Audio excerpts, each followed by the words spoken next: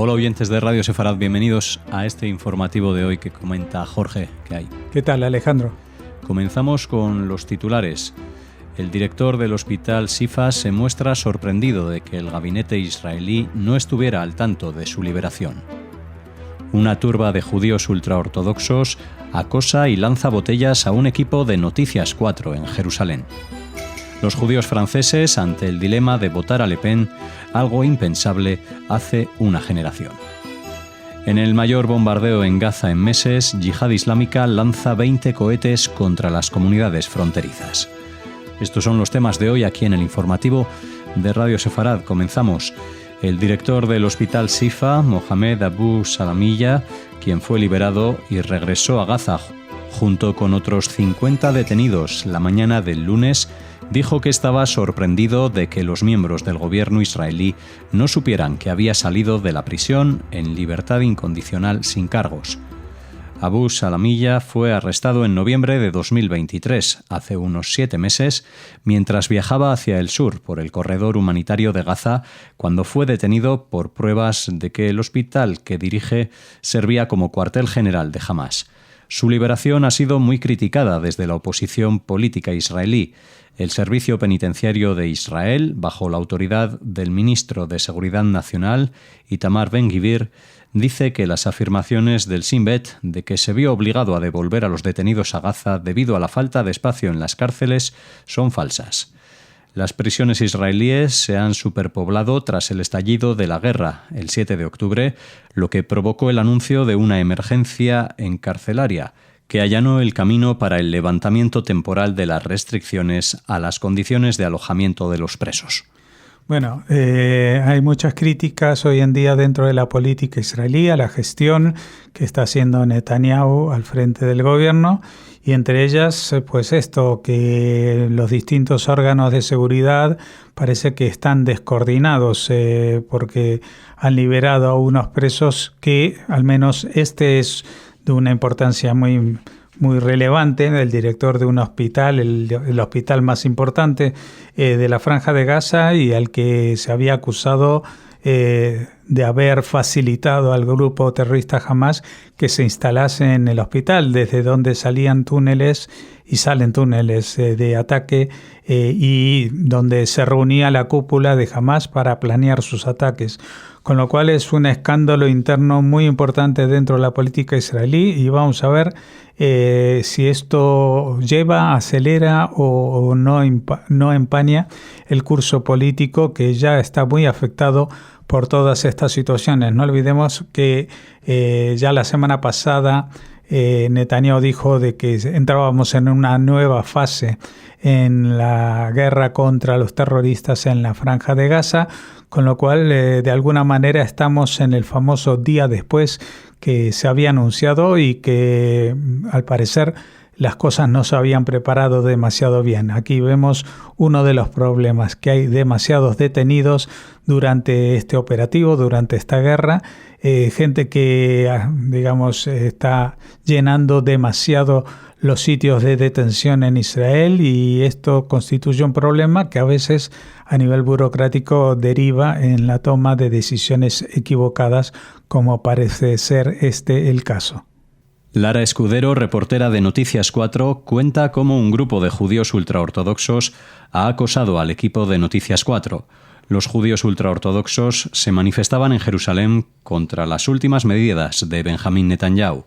Cuenta la reportera: nos han echado del recinto, nos han acorralado, nos han amenazado, nos han escupido, nos han deseado la muerte. La tensión no deja de crecer en Israel, y esta ha sido otra prueba de ello. La manifestación de los judíos ultraortodoxos se había convocado para protestar contra las últimas medidas de Netanyahu, por las cuales los jóvenes judíos ultraortodoxos podrán ser llamados a filas por decisión del Tribunal Supremo de Israel.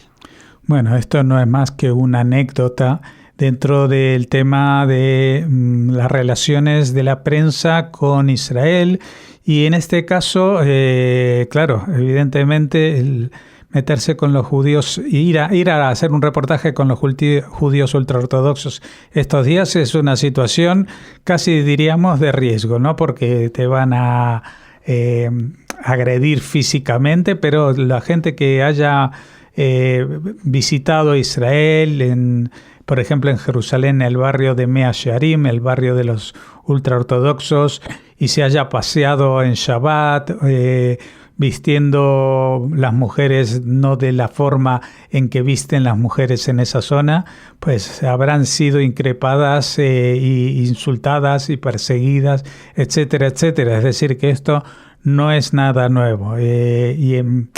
Al ser una reportera, pues esto agravó la situación, pero digamos que los ánimos de los ultraortodoxos en Israel están muy, muy agitados. Ya sabemos que esta ley tardó casi 40 años en promulgarse y ahora que ya se ha ratificado por todas las instancias, pues los ánimos están muy caldeados y ya ha avisado el propio primer ministro, que tiene su coalición formada también por dos partidos ultraortodoxos, que al menos los primeros 3.000 ultraortodoxos van a ingresar en el ejército esta misma semana. Ya saben, porque lo hemos comentado en muchas ocasiones, que la gente en Israel tiene la alternativa de, en vez de ir al ejército, hacer un servicio voluntario sustitutorio, pero creo que el problema no es que los religiosos no estén dispuestos a coger un arma con las manos, sino al hecho de abandonar sus estudios rabínicos y pasar tanto tiempo sirviendo a la comunidad o al ejército. La comunidad judía se enfrenta a una difícil decisión de cara a las elecciones legislativas francesas, en las que tendrán que decantarse entre agrupación nacional con un pasado antisemita o una coalición de izquierdas liderada por una formación que ha mostrado ciertas simpatías con Hamás. El país se encuentra inmerso en una encarnizada batalla política desde que su presidente, Emmanuel Macron, decidiera disolver la Asamblea Nacional tras la arrolladora victoria del partido de Marine Le Pen en las elecciones europeas del pasado 9 de junio. Desde el gobierno galo advierten contra los extremos. Ante este panorama político totalmente polarizado, la comunidad judía se encuentra en una encrucijada. El presidente del Consistorio Central Judío de Francia, Joël Mergui, recuerda que la extrema izquierda de la Francia insumisa nunca ha llegado a condenar el atentado terrorista de Hamás del pasado 7 de octubre y han hecho de la guerra en Gaza su único caballo de batalla político.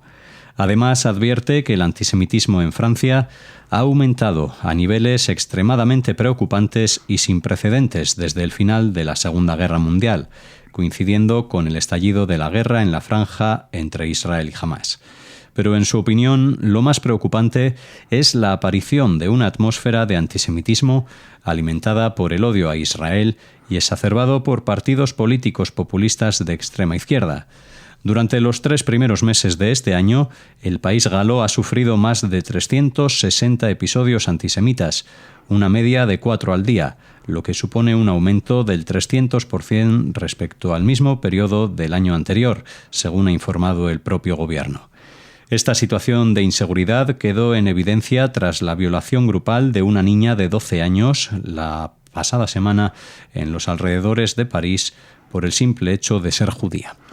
Sí, bueno, lo que está viviendo en Francia, pues es una situación que, igual con distintas características, se está viviendo en muchos países de Europa, aquí en un plano totalmente distinto, pero sí que tenemos que los partidos populistas de extrema izquierda, pues no tienen empacho ninguno en mostrar su antisemitismo, disfrazado, eso sí, de antisionismo o de anti-israelismo, pero que ya hablan directamente o se hacen eco de las consignas del grupo Hamás, de esto del río hasta el mar.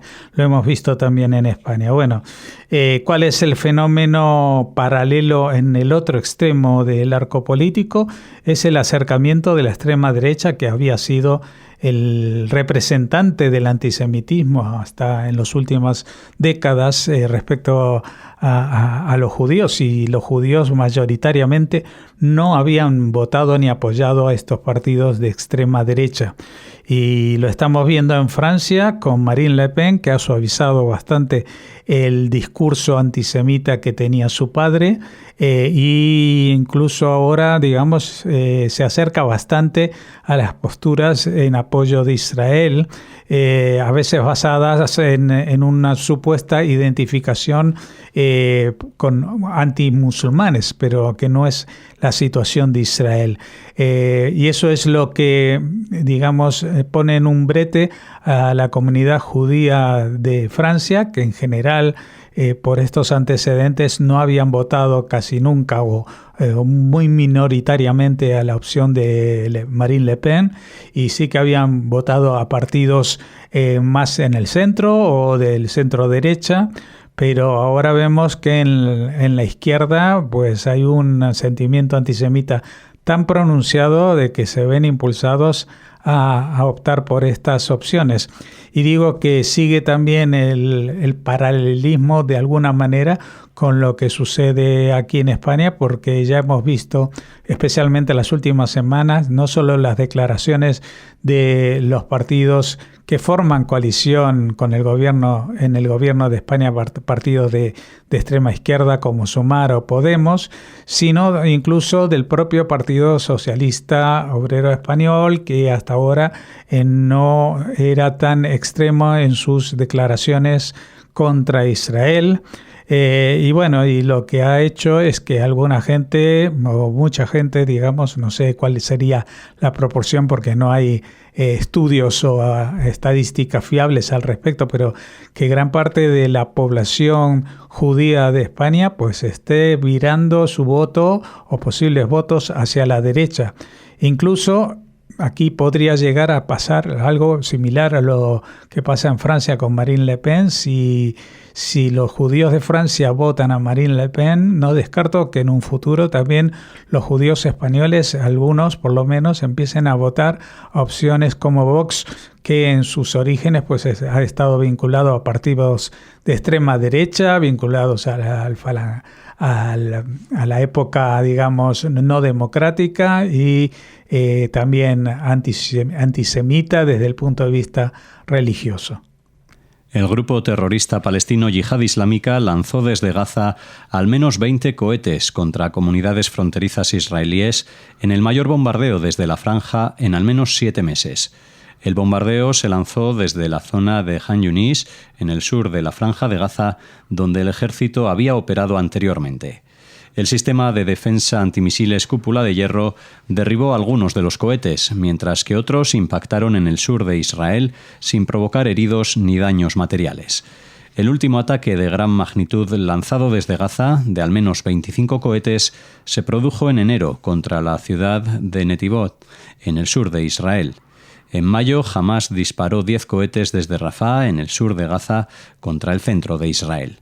Este ataque se produjo después de que el ministro de Defensa, Yoav Gallant, afirmara durante una visita a Rafah un día antes que el grupo terrorista Hamás no pudo recuperarse de la presión aplicada por las operaciones israelíes y al verse privado de su suministro de armas es una fuerza desintegrada que se está quedando sin recursos. Claro, pero aquí no hay contradicción, porque Galante estaba hablando del grupo terrorista Hamás.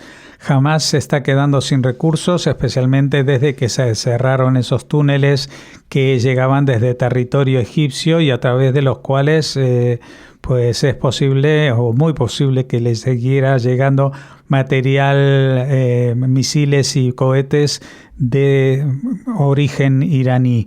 Pero ahora la situación en esa zona, en la zona de Rafah, está mucho más comprometida. En general, el resto de los grupos de Hamás que se mantienen vivos en la Franja de Gaza pues tienen una reserva más limitada de cohetes, pero sin embargo en la Franja de Gaza no solamente gobernaba Hamás, también había un grupo, o hay un grupo que se llama Yihad Islámica y que responde directamente a las órdenes de Teherán.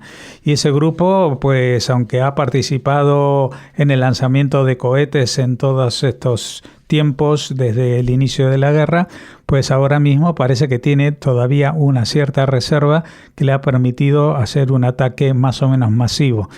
Más o menos masivo porque recordemos que durante el primer día de la guerra pues fueron cientos y miles los cohetes lanzados desde territorios de la Franja de Gaza hacia Israel. Así que evidentemente las dos cosas son ciertas. Por una parte, a Hamás le está costando mucho recuperarse de la presión que resulta de las operaciones militares israelíes, pero por otra parte todavía existe un bolsillo, una bolsa de resistencia, digamos, con armamento pesado, como son estos cohetes, de parte de Yihad Islámica, que seguramente también tiene una parte de los secuestrados israelíes. Es decir, aquí cada uno está velando ya por su futuro liderazgo cuando acabe esta guerra. Es decir, a ver qué réditos van a sacar de esta masacre en la que han propiciado ellos mismos distribuyendo estos arsenales justo debajo de las casas de los habitantes de la Franja de Gaza, en vez de construir y reconstruir lo que estaba destinado a facilitar la vida de los palestinos en este enclave. Aquí finalizamos este informativo de Radio Sefarad. Les esperamos mañana con más noticias.